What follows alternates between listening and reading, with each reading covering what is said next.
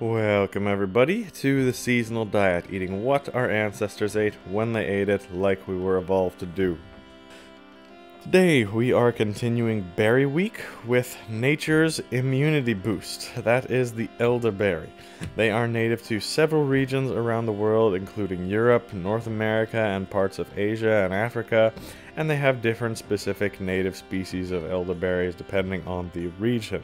The most common one, though, the European elderberry, grows best in regions like the United Kingdom, France, Germany, Eastern Europe, and those are the places we think they are native to. And they have also been used in traditional European herbal medicine and culinary practices for many hundreds of years or longer. The native elderberry species are also found in parts of North America too. The American elderberry is native to the eastern and central regions of North America. There's also the blue elderberry, and there are also elderberries native to certain regions in Asia and Africa too.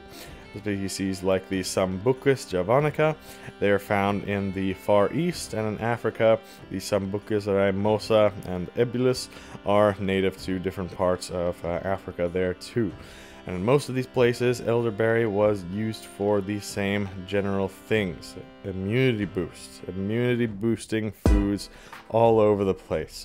The ancient Greeks, Romans, and Egyptians recognized the medicinal properties of elderberries as early as 1500 years ago, when we see it first in written text, praised for their therapeutic benefits.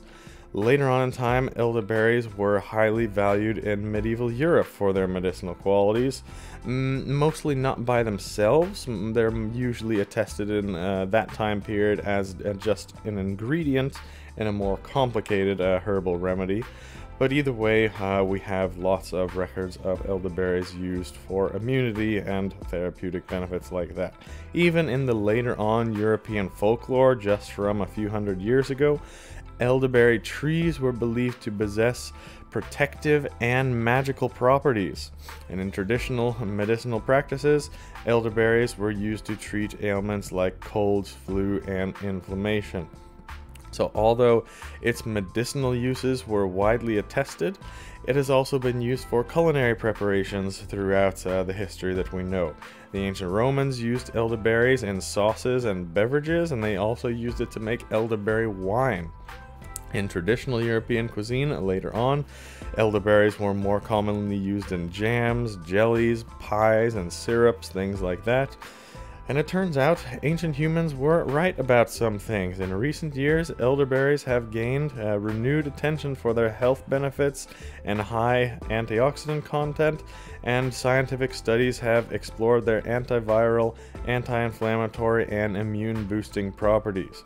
This has led to an increased commercial production of elderberry-based products in the last, few decades, like elderberry syrups and supplements and extracts, and those you will probably find in all of your pharmacies or health food stores. And like most of the berries, they are in top season in the summer. Depending on the climate and species, it can be available at wider ranges throughout the year, but most berries similar in the midsummer is when they're in top season. But don't forget, the big use of elderberries traditionally has not actually been picking them from trees and eating them fresh. Ancient humans more commonly dried them and made them into teas or used them as herbal remedies in the rest of the year, or they made them into jams or syrups so they can be preserved and eaten later on, like at any time of the year when you may need a little immunity boost when elderberries are not growing fresh. So they are commonly a thing to be preserved and eaten later on. But let us all know if they are growing in your area, how they would be right about now, or any growing in the nature near you. Do you use them? Do you pick them wild? Do you use any elderberry supplements? I definitely do. I take it probably a couple times a month, especially in flu and cold season. But that's just me. I like it in syrup form. Let us know what you guys all do in the comments down below.